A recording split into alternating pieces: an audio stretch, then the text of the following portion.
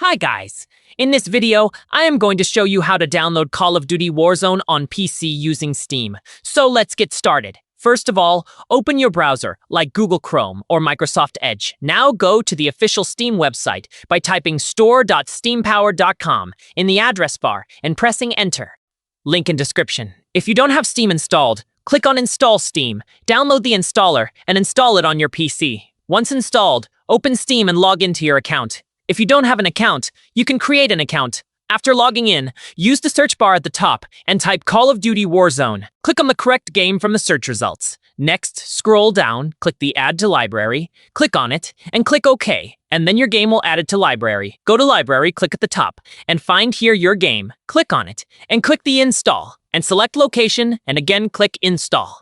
Once the download and installation are complete, click on Play, and now you can enjoy Call of Duty Warzone on your PC. That's how you can easily download and play Call of Duty Warzone on PC using Steam.